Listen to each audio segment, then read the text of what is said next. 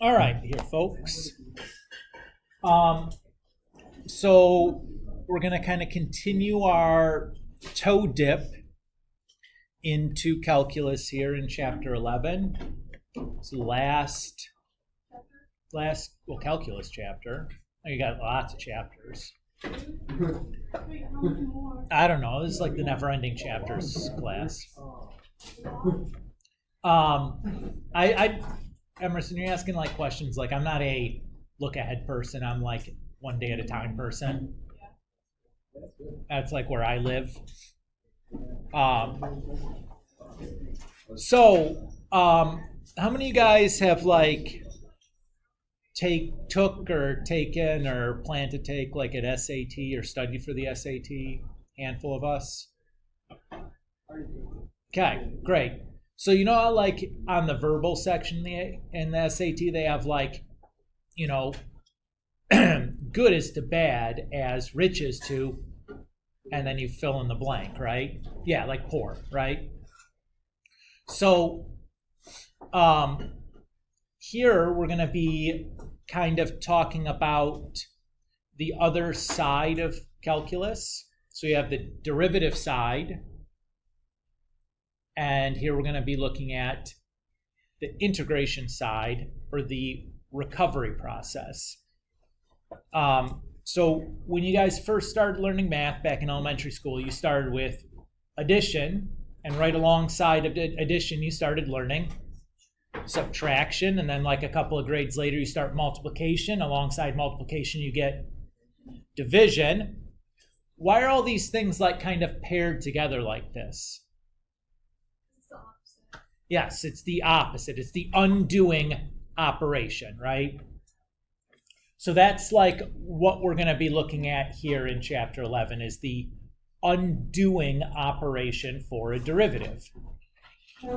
So the process of recovering the original function from its derivative is called anti-differentiation. So remember we had our derivative rule that the derivative of ax to the n is n times ax to the n minus 1. We'll multiply the coefficient by the exponent and then subtract 1 from the exponent. You guys all remember doing this? Yes. Okay. So if I want to recover that original, what I can do is I can add 1 to the exponent and then divide by n plus 1. Right?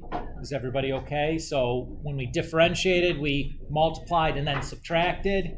Here we're going to divide, or we're going to add and then divide.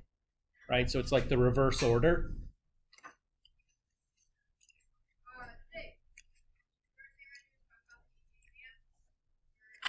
So just like how for the derivative, we used like this ddx notation to indicate like, hey, take the derivative of this thing, like that's our operation, or the symbol for that operation.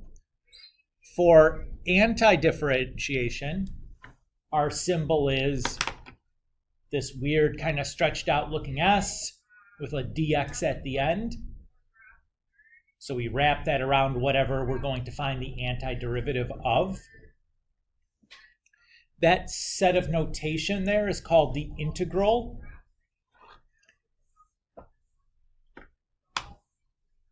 Is everybody okay with that? So just kind of grinding through some vocab. Now, that stretched out S symbol looks like an S for a reason. And we'll talk about that reason later on in this chapter, but it basically boils down to what this integration is equivalent to doing is like adding a bunch of stuff up.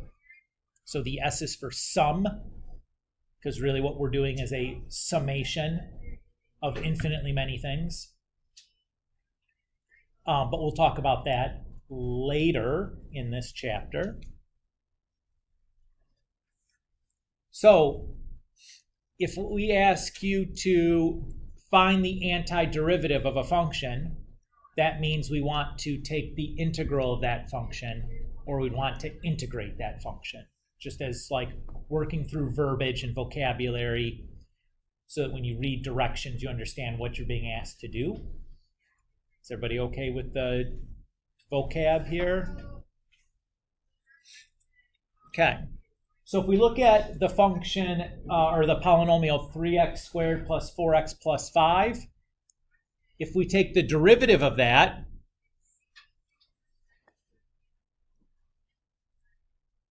so we look at this guy, we take its derivative, we get 6x plus 4, right? Everybody's okay with that? This should be a derivative you guys can easily handle in our heads at this point, right? So the process of taking 6x plus 4 and recovering 3x squared plus 4x plus 5 from it, that process is called antidifferentiation. The tool we use to accomplish that antidifferentiation is called the integral. So another name for the process of antidifferentiation would be integration. So far, so good? Okay. Does anybody see one little hiccup here with the process we're describing and what I've just written and the formulas we've stated? That's okay. First hour didn't see it either. Let's look at a specific situation here. So an important observation here. If I take the derivative of 3x squared plus 4x plus 2, I get 6x plus 4. If I take the derivative of 3x squared plus 4x plus 5, I get 6x plus 4. If I try to take the integral of these, neither one of them is going to give me a constant term, right? That constant term is going to be a mystery, so to speak. So what we do is we just tack on a plus c. So if I wanted to do the integral of this,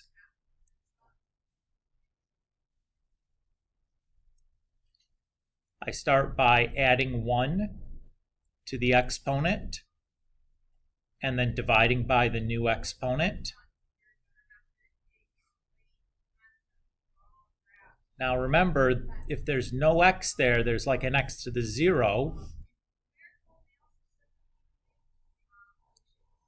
And then because it's impossible to recover the constant term, I'm just going to write this as, let's reduce at the same time, as a plus c.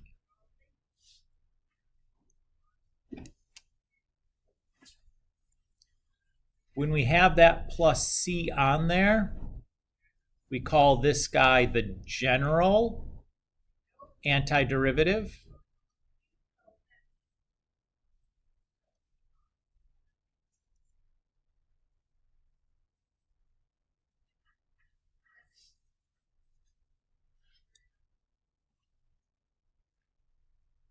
And we would call this guy then an indefinite integral.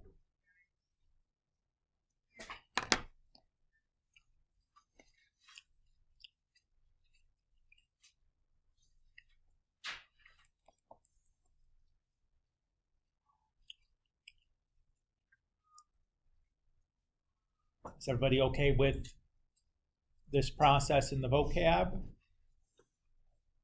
Okay.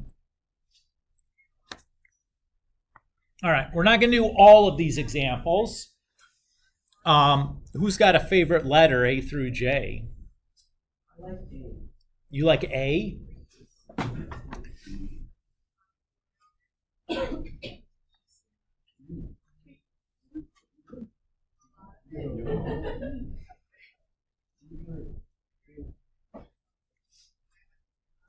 So if I use my antiderivative rule, I start by adding 1 to the exponent and then dividing by that new exponent. And then because it asks for the general form, I know it's going to get that plus c at the end.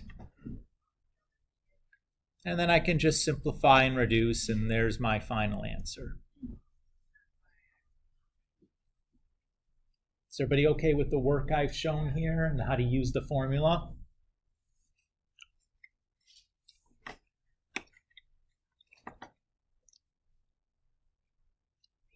Are there any others here that look particularly tricky that you want to see as an example before we move on?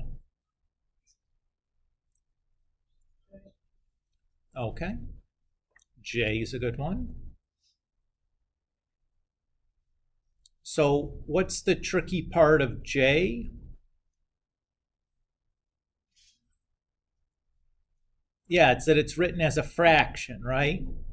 Just like for differentiation, we cannot just do the derivative of the top and the derivative of the bottom. That's not how this works. The same problem exists for integration.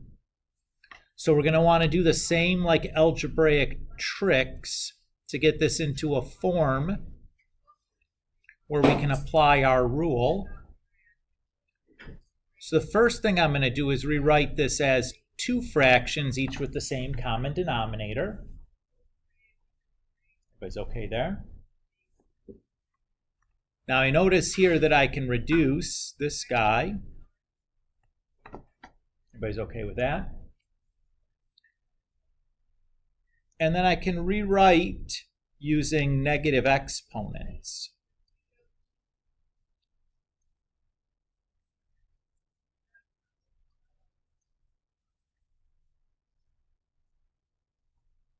Now I'm in a spot where I can do the integral, or take the antiderivative. So I'll add 1 to the exponent, and then divide by that new exponent.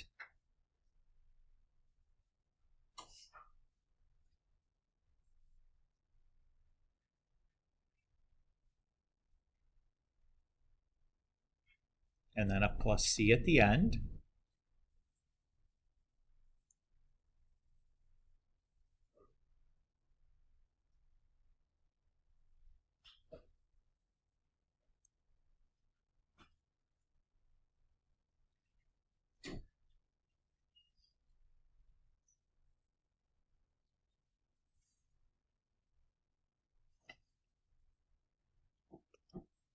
So that answer should be fine, or if you prefer, you could write it as like this, where you write it with positive exponents, where you shift the variable to the denominators. Either is okay for me.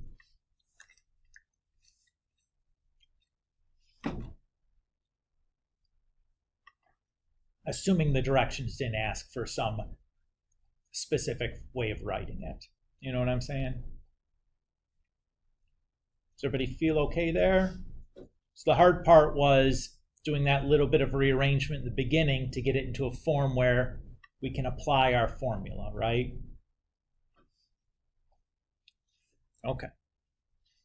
You guys feel good about finding these the general antiderivatives? Fairly easy process, right? It's basically the reverse of what we've been doing with differentiation. Okay. Let's look at this next example. It says find the antiderivative of blah, blah, blah, blah, blah when f prime of 1 is equal to 6. Notice that it doesn't ask for the general antiderivative. So here they're expecting us to give a value for c. So the tool that we're going to be able to use to find that is that we know one point on the original function.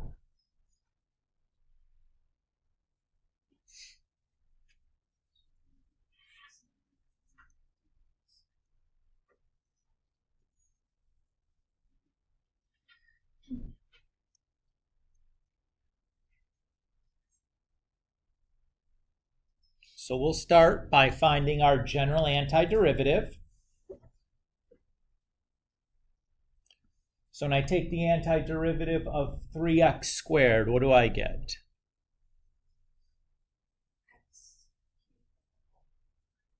Yeah, so I'd add 1 to the exponent and divide by the new exponent, which is just going to simplify down to x cubed. And then when I take the antiderivative of 4x, what are we going to get?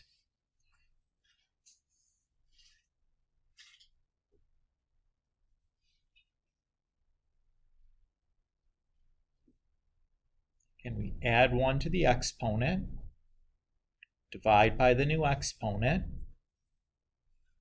It's 2x squared. And when we take the antiderivative of 5,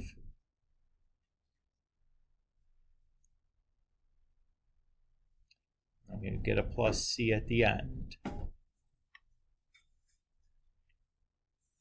So this is my general antiderivative. Now to find the specific antiderivative that passes through the point 1 comma 6, right? F of 1 equals 6 is the point 1 comma 6, right? So I have 6 is equal to 1 cubed plus 2 times 1 squared plus 5 times 1 plus c. So when I solve for c, I get -2.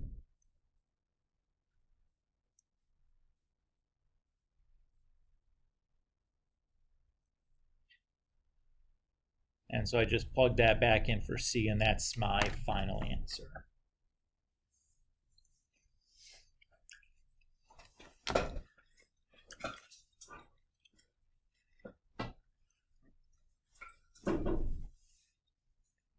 Notice this problem was basically the same as the other problem, except we tacked on an additional step at the end to solve for the value for c.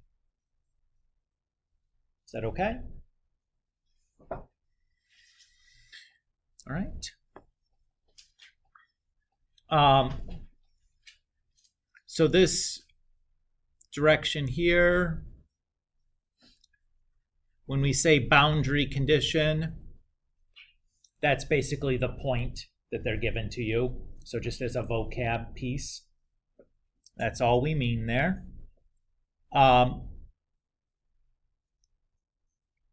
we need to do another example of this solving for C process, or do you think you're okay?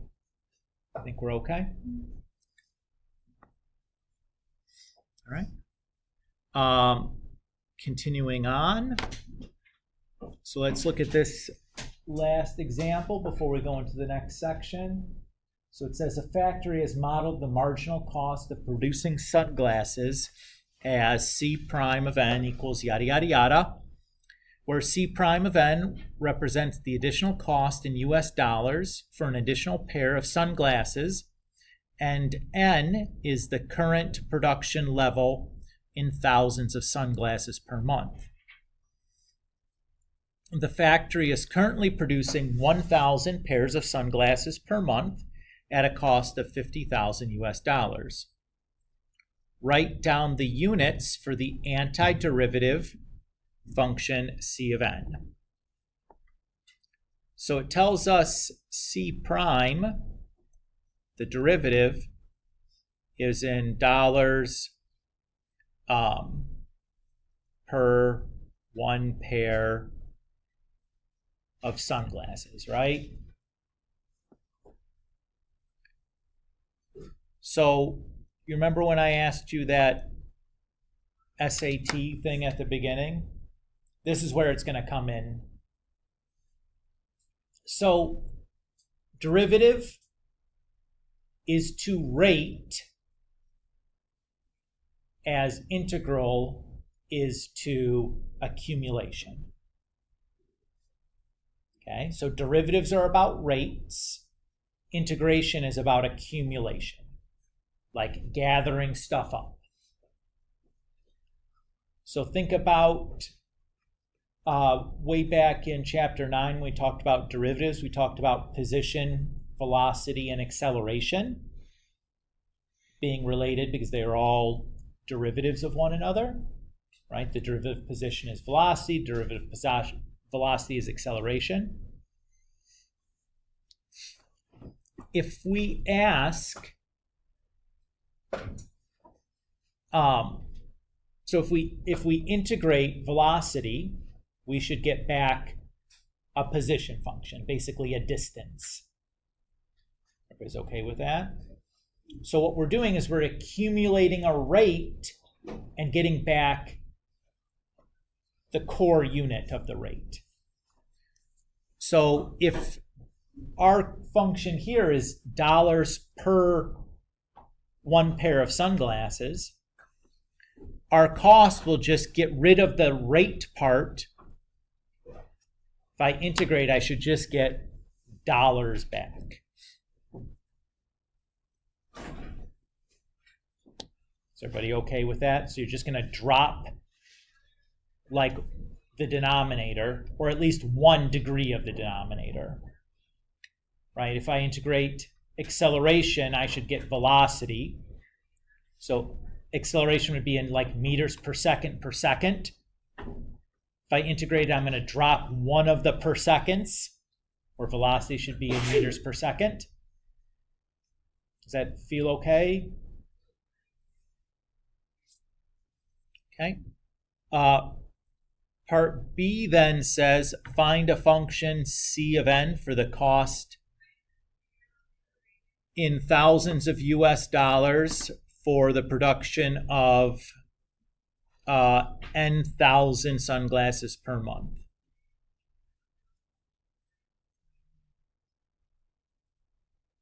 So what I'm going to do is I'm going to find the general antiderivative.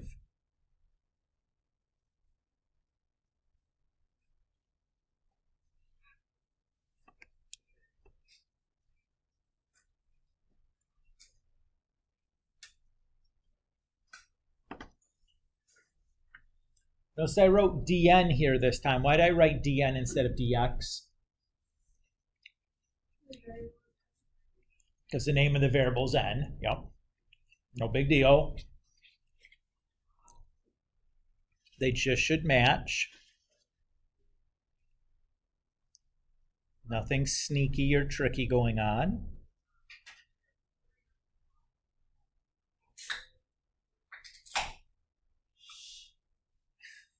Now that just seems rude. I open pop cans all the time. Oops.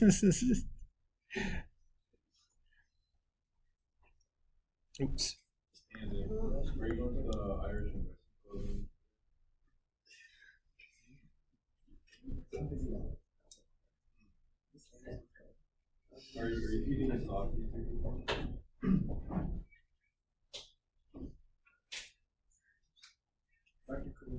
Yes. Yes.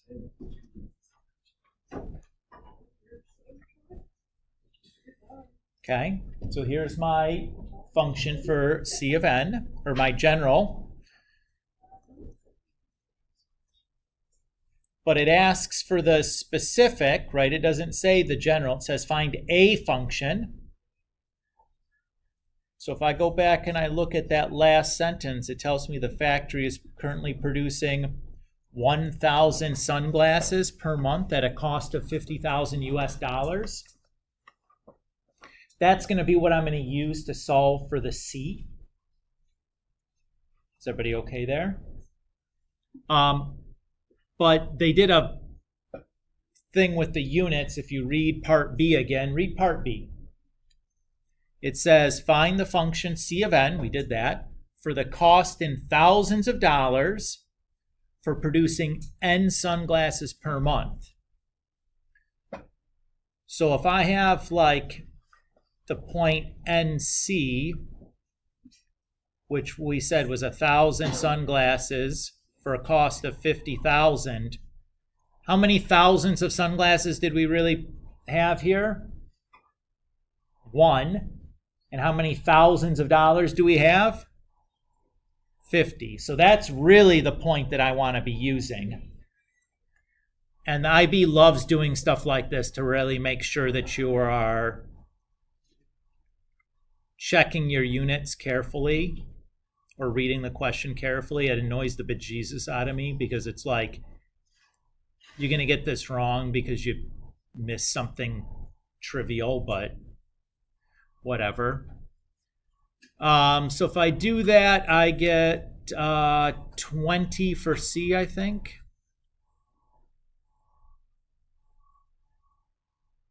Oh no. My projector's making that terrible noise again.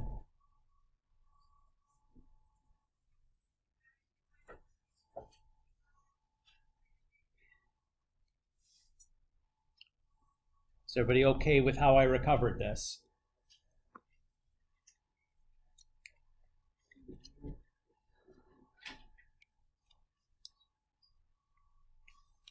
Part C says find the minimal total production cost and the corresponding production level.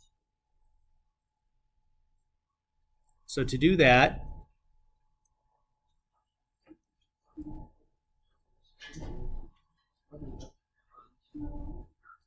I need to start by finding the critical points for the derivative of C.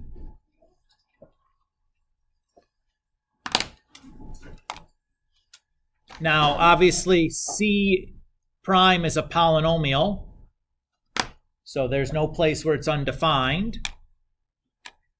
But to find the solutions to C is a hassle. Let's do it on our calculator.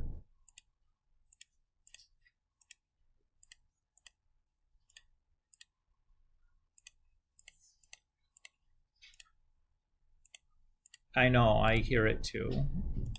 It's making me so angry.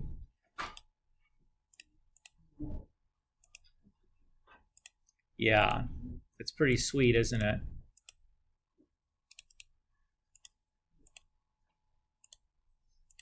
And I'm just guessing at bounds here. I figure that'll be okay. I know that X has to be positive though, because it's a production level and we can't produce negative stuff. So there we go. We got two values.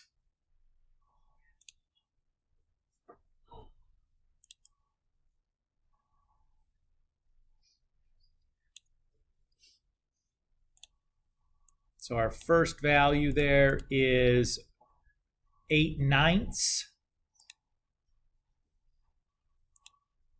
Oops. And then our second value there is 2.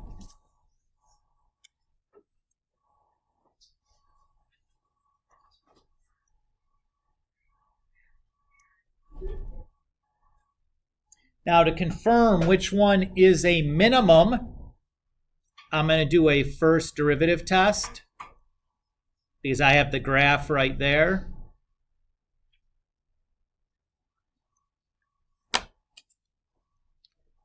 If I look at the picture, before 8/9, the derivative is positive.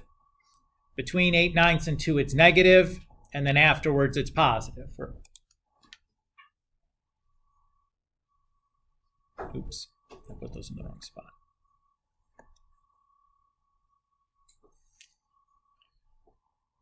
So if I go from increasing to decreasing, that's a max. If I go from decreasing to increasing, that's a minimum. So to find the actual production cost, I'm going to take 2 and plug it back into my function from before that I found in part B.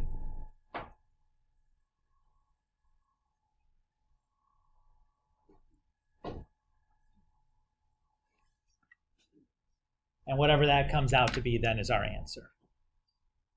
Everybody's cool? Okay. Observation from the most recent test when you guys were finding your, asked to find your mins and maxes using calculus, almost nobody was giving a first or second derivative test. That is the expectation of what you're looking for there.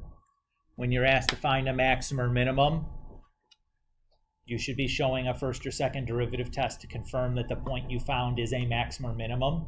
Just because you set the derivative equal to 0 and solved doesn't guarantee that value is actually a maximum or a minimum. It could be nothing at all.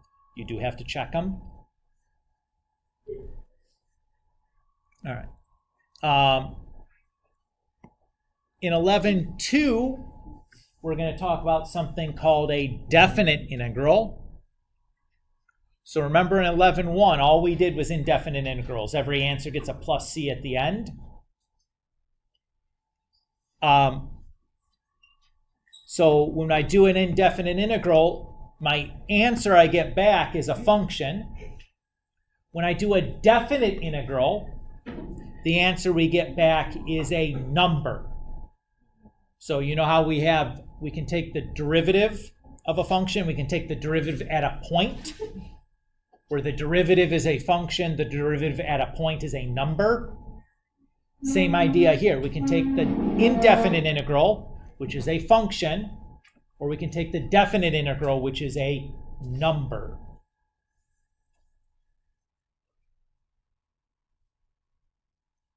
So when the setup for a definite integral looks exactly the same, except that we're going to write some bounds at the top and bottom of that integral symbol.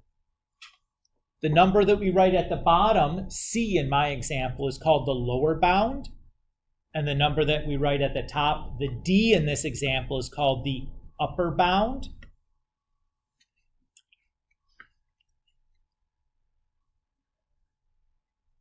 We then find our antiderivative just like we did in 11.1, but we don't include a plus c. And then notationally, we're going to write a vertical bar with the lower bound at the bottom and the upper bound at the top. And then we're going to plug in the upper bound into our antiderivative and subtract it from the lower bound plugged into the antiderivative. And whatever that number result is the answer. So it's essentially the same thing that we did before, we just tacking on an extra step at the end. Let's do an example to just kind of make sure we got the feel for this.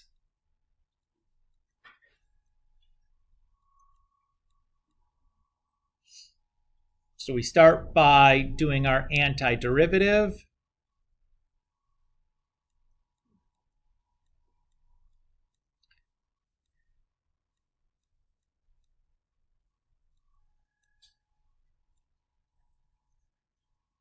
And we're going to evaluate that from 0 to 2. So I end up with 2 cubed minus 0 cubed, or 8 as my answer. Let's do one more, just to make sure we got it. Let's do E.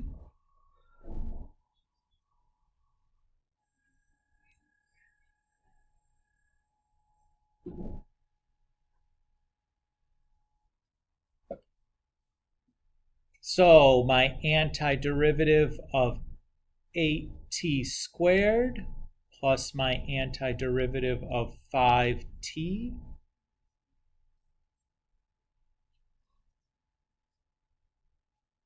Is everybody okay with how I did my antiderivative there? Okay. Now we plug in the upper bound.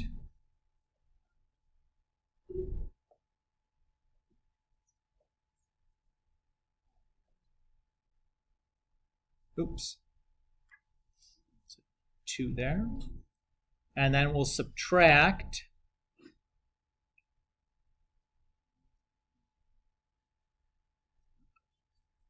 the lower bound.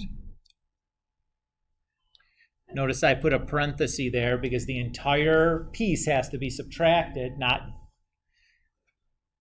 So what do I got here? I have 64 over 3 plus 10 minus a negative, so plus 8/3, and then minus 5/3.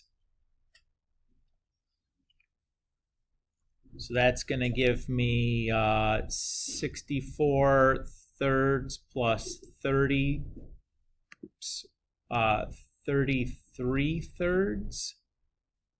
So 97 thirds, I think. If I didn't screw up any arithmetic there, did anybody catch any screw up on my arithmetics?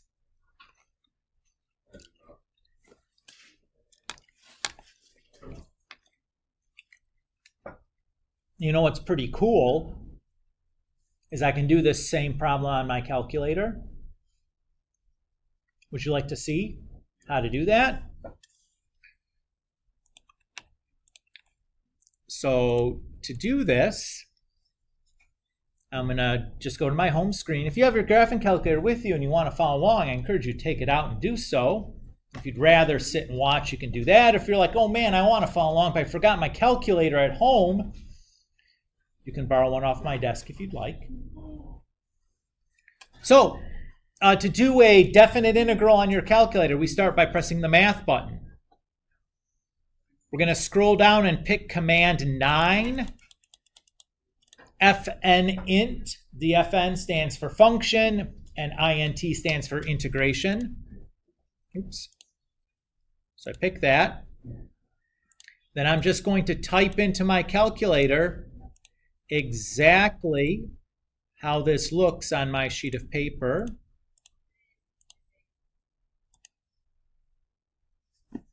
Everybody okay there? Then I just press enter. Oh no, I made a mistake. I got the wrong result. Where did I goof? Probably with some arithmetic.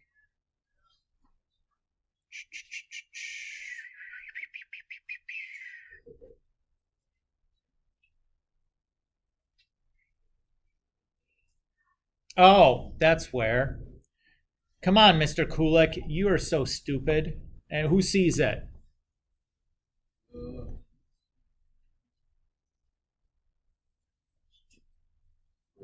Not even an arithmetic mistake.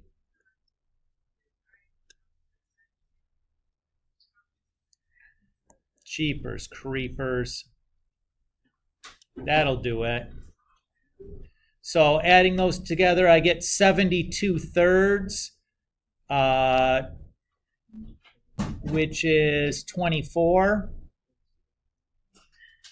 Then I have plus 10 minus 2.5. And that is 31.5. There we go. That makes me feel better. At least it was a dumb mistake and not like a, ooh, you really boogered that one, Mr. Kulik.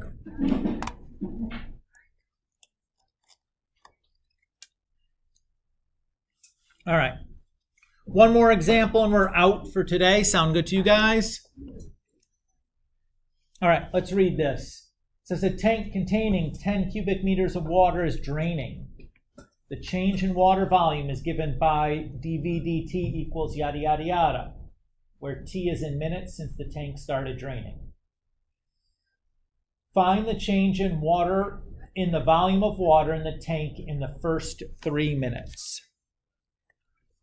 So we have water that's leaking out of the tank, right? And we want to see how much water has accumulated in that leak over those first 3 minutes. Everybody see how this is an accumulation problem? Because it's accumulation, we're going to be using a integral.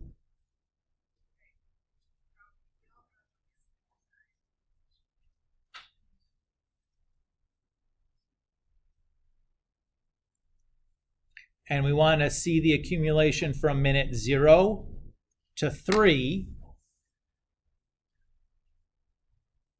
Everybody okay with my setup here? Now, we have enough power to do this by hand, but like, nuts to that, man. I'm just going to use my calculator. Math, FN int, 0 to 3, 0.0002x minus 0.5 dx. So I have 1.4991. Now notice this is a negative number, but how should I write my answer?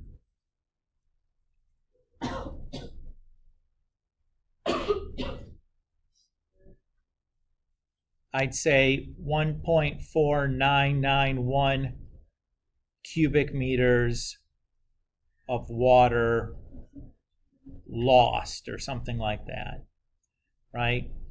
Negative volume is insane. That's not a thing. The negative sign, it simply means that that water is lost down the drain. Is everybody okay there? Part B says, find the amount of water that drains in the time between 4 and 8 minutes. Okay, well, there's not really any difference between this question and the last one other than the bounds of integration.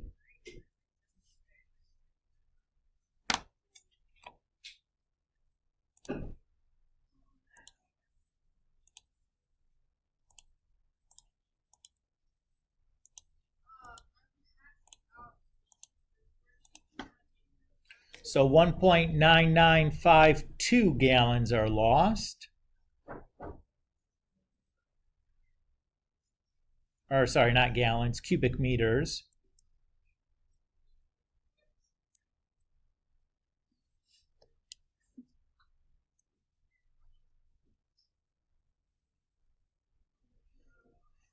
Everybody okay there? Part C says, find the time at which the tank will be empty. Okay. So we want to find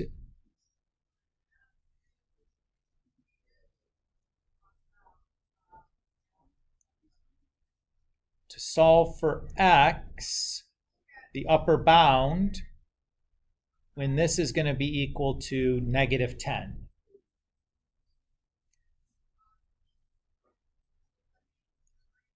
Does everybody feel okay there? To do this, I'm going to do this on my calculator. So what I'm going to do is I'm going to do this graphically. So I'm going to graph the integral from 0 to x of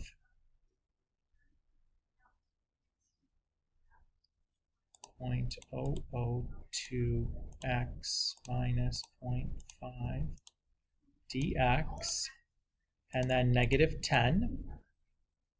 There's one more zero. Thank you, Marin. I'm sure that makes a big ding-dong difference. Okay.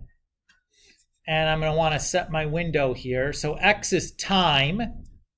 I know after 8 minutes, it looks like there's maybe a little more than 4 gallons gone. So I think we're going to have to really push that guy out. Let's go all the way out to 30 minutes. That y min can just go like negative 10 to 10 seems good to me. And then let's hit graph and see what happens here. Okay. Oops, we probably need to get a little bit lower than negative 10.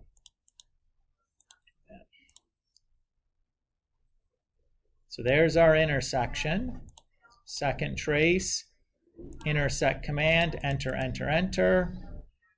So 20.08 minutes later.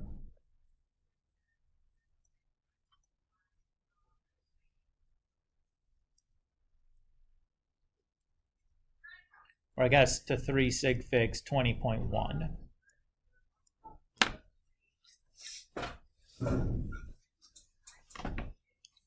What do you guys think on that? How did you get negative 10? So that integral is representing the volume lost. And I know there's 10 gallon or 10 cubic meters of water in the tank to start. So when I need to find out when 10 cubic meters of water come out, that's why there's a negative 10 there. Does that feel okay? Okay. And that's right at the end. 45 minutes on the nose, Mr. Kulik. Thank you. Well done. This is where we're stopping today. You have the remaining 40 minutes or so of class to start on this homework. When will this be due? Not this Sunday, next Sunday. But my encouragement to you is don't wait till Easter Sunday to work on your math homework, right? Like, get that done ahead of time so you can go on a nice little egg hunt and, eat some ham or something. Yes, sir. This is a dumb question. This is just about rules, right? Like, Yeah. Yeah. one thing. Yeah, it shouldn't be no problem. There's the bathroom. Absolutely.